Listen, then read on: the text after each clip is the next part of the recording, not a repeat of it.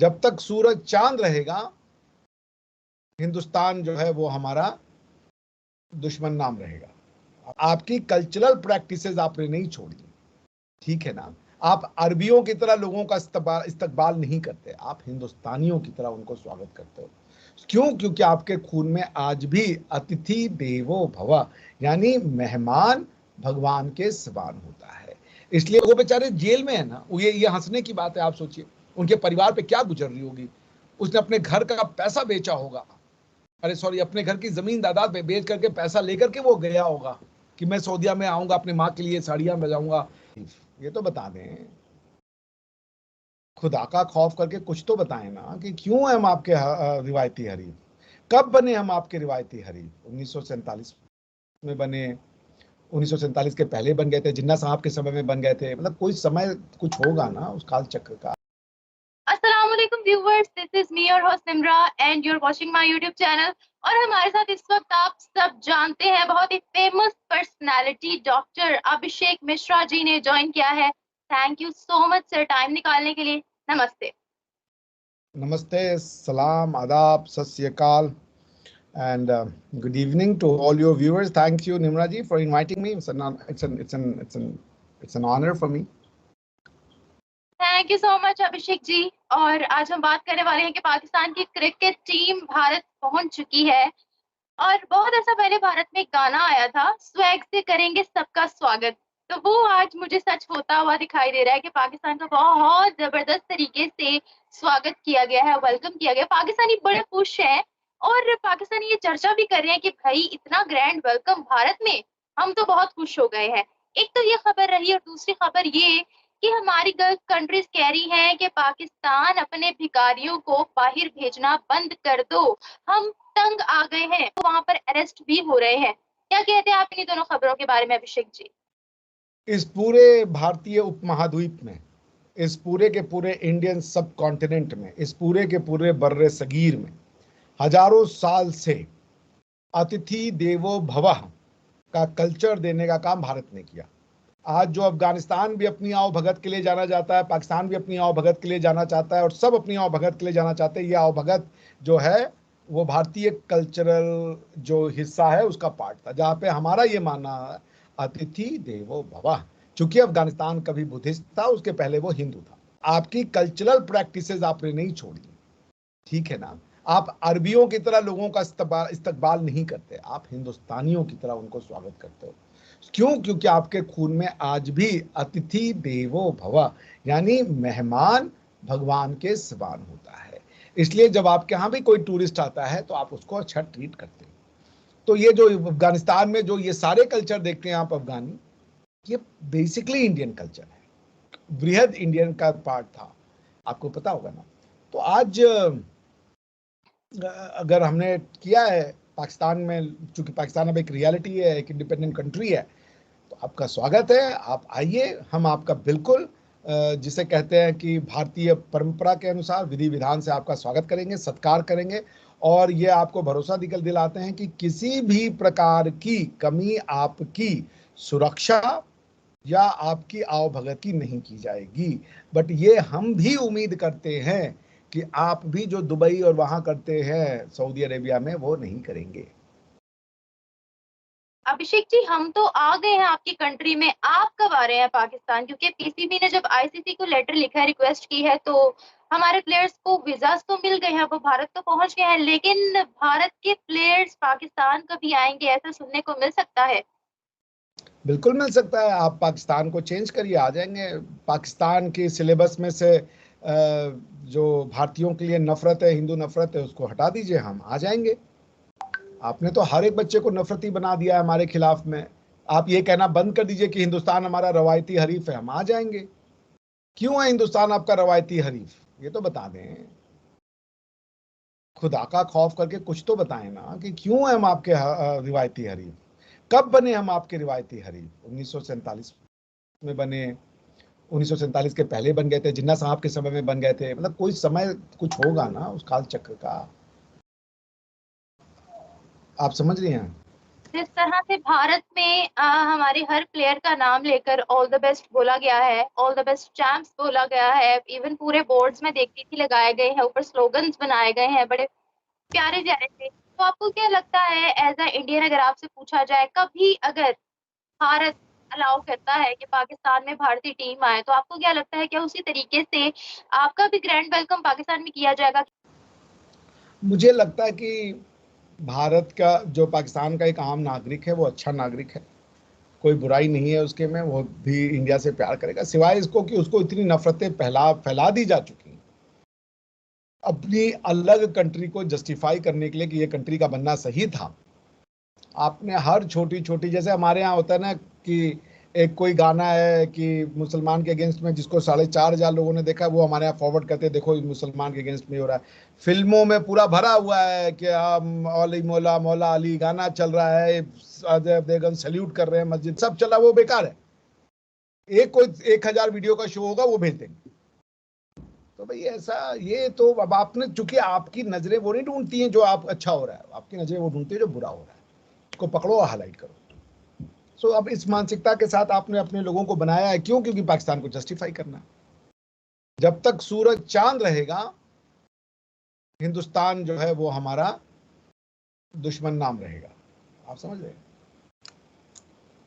बिल्कुल जी। सही है ये तो ग्रैंड वेलकम आपने किया है, मगर मैं एक वीडियो देख रही थी कि अफगानी भारत को सपोर्ट करने के लिए भारत की सड़कों पर निकले हैं, भारत का झंडा लेकर कह रहे हैं जीतेगा तो भारत। और बिल्कुल सही कह रहे वाकई हैं, वो भी भारत माँ के ही सपूत है, एक वृहद भारत माता है भी। मैंने आपको बता दिया, गांधारी हमारे यहाँ जो युधिष्ठिर, अरे जो धृतराष्ट्र की वाइफ थी, जो महाराज महाभारत में, वो गंधार से आई थी। कांधार उसका नाम हुआ करता था। भगवान बुद्ध जो थे वो, उन्होंने अफगानिस्तान में, आपको पता ही है बेमिया में इतनी बड़ी बुद्ध की मूर्ति थी। बुद्धिस्तान है अफगानिस्तान, आज से मुश्किल से 1,000 साल पहले बुद्धिस्ट थे भाई, अभी भी उनकी जीन्स में है। बुद्धिस्ट इतिहास कैसे मिटा दोगे आप? जो भी अफगानिस्तान का है उसको अपनी हिस्ट्री पता है, वो भारत से प्यार करेगा। और आप सोच लीजिए, अफगानिस्तान का जो लेजिटिमेट पैसा है वो वेस्ट ने उसको फ्रीज कर दिया है। भारत ने अभी 2 साल से अफगानिस्तान की मदद कर रहा है, उनको उनको अन्न भेज रहा है। और हम ये नहीं कह रहे हैं कि हम कोई एहसान कर रहे हैं, क्योंकि वो भी मानवता का पार्ट है, भारतीय परिदृश्य का पार्ट है। तो हम उनका स्वागत करते हैं, और उनका इसी तरीके से हम जो हमारी सक्षमता में है, हम अपने अफगान भाई बहनों का मदद करते रहेंगे, ताउम्र करते रहेंगे, वो हमारे ही पार्ट है। नफरत पाकिस्तान की भारत के लिए कम नहीं होगी। वो रीजन है कि पाकिस्तान का संविधान, पाकिस्तान का कॉन्स्टिट्यूशन, पाकिस्तान की किताबें, वो आप नहीं समझेंगे, वो बहुत इन डेप्थ एनालिसिस है।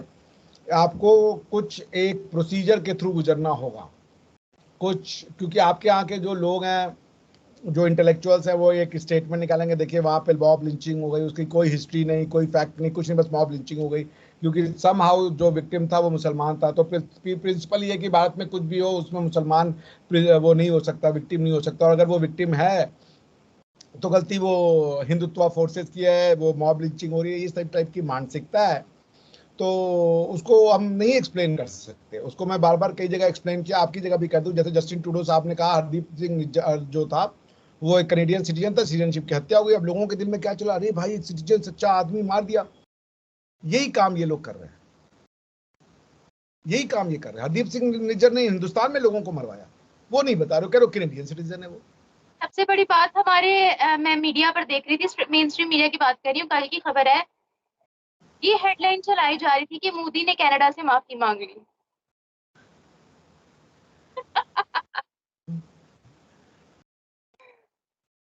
ठीक है ना, अब सोचिए कहां ले जा रहे हैं समाज को। झूठ का इतना बड़ा डोज मिला है आपको 70 साल से, सिर्फ इसलिए कि पाकिस्तान सही बना। अरे पाकिस्तान सही बना गलत बना छोड़ दो, अब पाकिस्तान बनाओ। हिंदू नफरत करना, अपनी कल्चर से नफरत करना, हजारों साल की सभ्यता को बर्बाद कर दिया। और अब क्यों? यहां जात पात थी, शुद्ध था अशुद्ध था, बिना डिस्कशन के।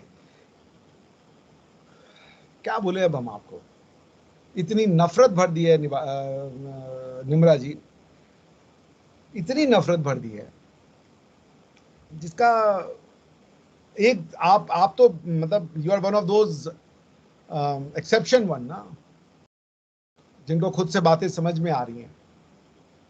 लेकिन जो नॉर्मल बेचारा पढ़ा लिखा है, मैं उसको क्या समझ में आएगा। मैं कल ये फकर साहब के टीवी चैनल पे था, उनके यूट्यूब चैनल पे, तो उन्होंने एक दीदी के साथ मेरा बहस करवा दिया था, एक बहन के साथ। तो मैंने उनको पढ़ के सुनाया आपके कॉन्स्टिट्यूशन का आर्टिकल। मैंने देखा एक हमारी बहन थी पाकिस्तान की, वो उन्होंने अपना ग्रेजुएशन सेरेमनी पे ये एक क्लिप लगाया था जिसमें बच्चे डांस कर रहे हैं और वो पीछे गाना चल रहा है शाहरुख खान का कि oh boys and girls come and say Om Shanti Om, ऐसे करके शाहरुख खान साहब का गाना है, ठीक है ना। तो ये तो इस्लामिक नहीं है। बच्चे होली खेल रहे हैं तो इस्लामिक नहीं है। क्या है इस्लामिक मॉरल्स? वो तो मदरसे का बच्चा बचाएगा आपको। पाकिस्तान का मुस्तकबिल मदरसा है। अगर कोई और ये कॉन्स्टिट्यूशन रहा, आप लिख के रख लीजिए, यूनिवर्सिटी या कॉलेज में भी यही मदरसा से पढ़े हुए बच्चे प्रोफेसर्स बनेंगे और वो आपको इस्लामिक वे ऑफ लाइफ बताएंगे। तो आपको गजवाए हिंद करना, हिंदुस्तान से कैसे दोस्ती होगी आपकी?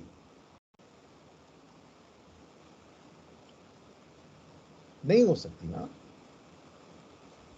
जो इस कॉन्स्टिट्यूशन में विश्वास करता है, जो वो कैसे आपको कहेगा कि तुम भारत से दोस्ती करो?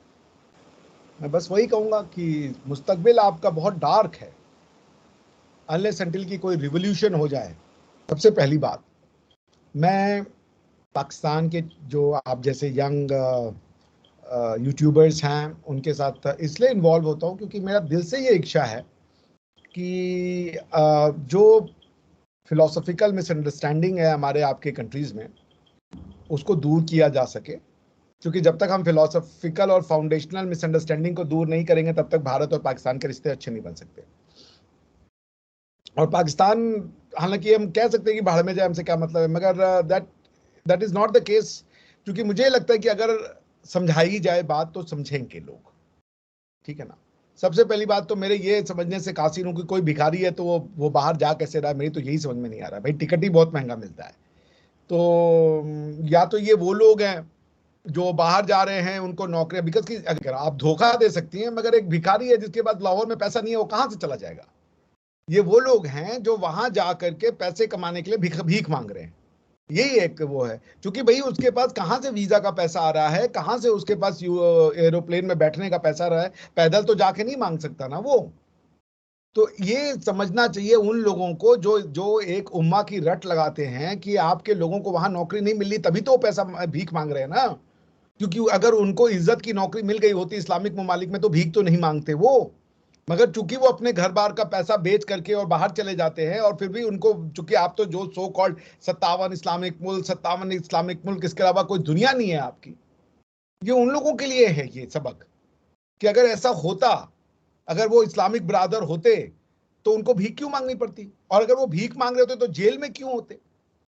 आप समझिए इन चीजों को ना, कि कोई आदमी, अगर कोई भिखारी पाकिस्तान में ही था तो वो जा नहीं सकता विदेश, क्योंकि ना तो उसके पास वीजा के पैसे होंगे, ना उसको वीजा मिलेगा, और ना ही उसको आप समझ लीजिए कि प्लेन का टिकट मिलेगा। प्लेन से वो उतर भी जाए, उतरने के बाद वो रोड पे आएगा, रोड में टैक्सी लेगा, घर जाएगा, मकान लेगा, ऐसे थोड़े भीख मांगना बैठ जाएगा। एयरपोर्ट के सामने लात मार के निकाल देंगे। तो इसका मतलब है कोई 1-2 महीना कहीं किराए पे मकान लिया होगा, नौकरी ट्राई किया होगा, नहीं मिला होगा उसको, तभी वो बेचारा गया। तो ये जो चूरन बेचते हैं ना, अपने घर में रहो, अपना कल्चर तबाह हो बर्बाद कर दो, हमारे यहां मत आओ। हमारी भाषा एंशियंट है, हमारी भाषा अरबी है, हम उस पर बहुत प्राउड करते हैं। सेंट्रल एशियन वाले अपनी रशियन पे बहुत प्राउड करते हैं। आपके पास क्या है? कुछ नहीं है। हिंदी जो आपकी, वो हिंदी को आप उर्दू बोल बोल के दुनिया भर में मूर्ख बनाए पड़े हो। तो पहले तो मुझे दुख आया था, फिर मैं जब इसके तहमे मैंने सोचने लगा कि कौन है जो सऊदी अरेबिया में या कहीं जाके भीख मांग रहा है। यानी कि उनका मैं न्यूज सुन रहा था कि दुनिया, उनके यहाँ जो पूरे भिखारी पकड़े गए उनमें से 90% पाकिस्तानी थे। ये था वो न्यूज। यानी कि अगर 100 भिखारी पकड़ रहे हैं तो 90 उसमें पाकिस्तानी निकल रहे हैं। That is ridiculous. क्यों कर रहे हैं वो लोग ऐसा? क्योंकि वो तो गए होंगे कि हम तो सऊदीया जाएंगे, वहां मुझे नौकरी मिल जाएगी, क्योंकि वो तो हमारे बिरादर है, मुल्क है, और हमको देखते ही कि पाकिस्तानी हमारे देश में आ गया, इसको नौकरी दे दो। ये सऊदीया की रिपोर्ट है ना, अगर मैं गलत नहीं हूं तो मुझे सही कर दीजिएगा कि यहाँ पे ये पकड़े गए भिखारी, ये सऊदीया में पकड़े गए ना। तो अगर वो आपसे इतना प्यार करते तो वो आपको तो जेल में नहीं डालते। और अगर इतना ही वहां इक्वलिटी होता तो आपको वो नौकरी दे देते कि भाई भीख मत मांगो। तो समझने से कासिर लोग हैं आप मतलब मैं पाकिस्तान के लोगों को यही कहता हूं भाई, हजारों हजार साल की गौरवमयी प्रतिष्ठा, गौरवमयी इतिहास छोड़ करके, नहीं तो अब हम कल्चर चेंज करेंगे, भाषा चेंज करेंगे, कपड़ा चेंज करेंगे, पता नहीं क्या क्या चेंज करेंगे। ऐसे मकड़जाल में फंस चुके हैं आप कि अब आपकी गर्दन ही नहीं निकल रही, क्योंकि आपको समझ ही नहीं आ रहा क्या करें। आपने लोगों को ख्वाब दिखा दिया कि कौन से 57 मुल्क हैं जो इस्लामिक हैं, और पता नहीं यहाँ दूध दही की नदियां बह रही हैं, और सऊदी अरेबिया में है, और ये और वो है, पता नहीं क्या ऐसा हो जाएगा। मैं मुझे तरस आता, वो बेचारे जेल में है ना, ये हंसने की बात है। आप सोचिए उनके परिवार पे क्या गुजर रही होगी। उसने अपने घर का पैसा बेचा होगा, अरे सॉरी, अपने घर की जमीन जायदाद बेच करके पैसा लेकर के वो गया होगा कि मैं सऊदीया में आऊंगा, अपने माँ के लिए साड़ियां बजाऊंगा, या जो भी अपने माँ बाप के लिए कुछ करूंगा। उसकी जगह क्या हो रहा है, जेल में है वो।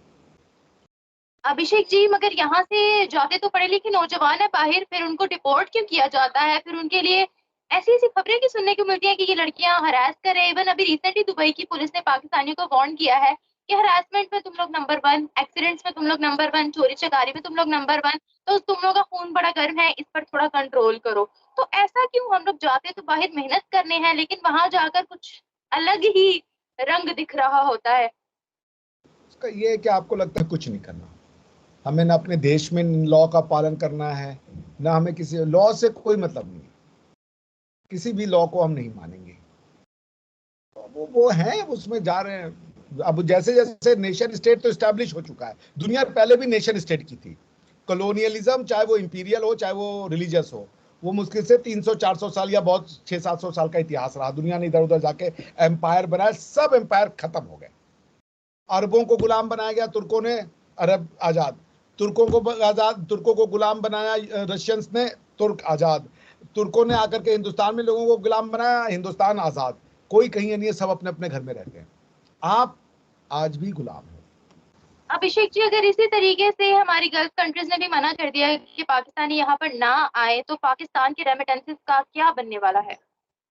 पहले ही हमारा दिवालिया हुआ हुआ है, ऊपर से ये सारी चीजें। दिवालिया तो पाकिस्तान की कभी इकोनॉमिक्स थी नहीं। आपने एक अच्छी इकोनॉमिक्स को इनहेरिट किया था, हेल्दी इकोनॉमिक्स को। आपने दुनिया का सबसे फर्टाइल लैंड इनहेरिट किया था। तो 5-10 साल, 10-15 साल आपकी इकोनॉमिक्स अच्छी थी। फिर दुनिया ने आपको हेल्प की, क्योंकि आप नए नए बने थे, आप उस एब्राहमिक जूडो क्रिश्चियन ट्रेडिशन का पार्ट थे, लोगों ने आपको हेल्प की, तो आपकी इकोनॉमिक्स चलती रही। उसके बाद दुनिया ने जो है आपको, चूंकि इकोनॉमिक्स जो आपने इनहेरिट की थी उसको बर्बाद करने में आपने 40-50 साल लिए। आपने दुनिया को ब्लैकमेल कर करके डॉलर कमाया। आपने इकोनॉमिक्स नहीं बनाई, लेकिन आप स्मार्ट थे, तो आपने अपने फाइनेंशियल जो अरेंजमेंट्स थे वो ठीक रखे, यानी पैसा आता रहा आपके पास, आप वो पैसा कमा नहीं रहे थे। That's was the only problem. The thing that you had a flow of money, but that money was not being earned, it was being arranged. कभी चैरिटी, कभी कुछ कभी कुछ। So you never had. अगर आपको इकोनॉमिक रिफॉर्म पे जाना था तो आपको सबसे पहले लैंड रिफॉर्म करने थे, लेबर पॉलिसी चेंज करनी थी, कैपिटलिज्म की ओर जाना था, आपको जो है लैंडलॉर्ड से अपनी छुटकारा पानी थी। आपने ऐसा कुछ नहीं किया। एक बिना इकोनॉमिक रिफॉर्म के कैसे आपकी इकोनॉमी चल जाएगी? आपने एक अच्छी इकोनॉमी इनहेरिट की थी, उसको खराब होते, जैसे एक बहुत तगड़ा आदमी है उसको जेल में डाल दीजिए, तो उसकी तबीयत खराब होते होते, कमजोर होते होते वो 2 साल ले लेगा।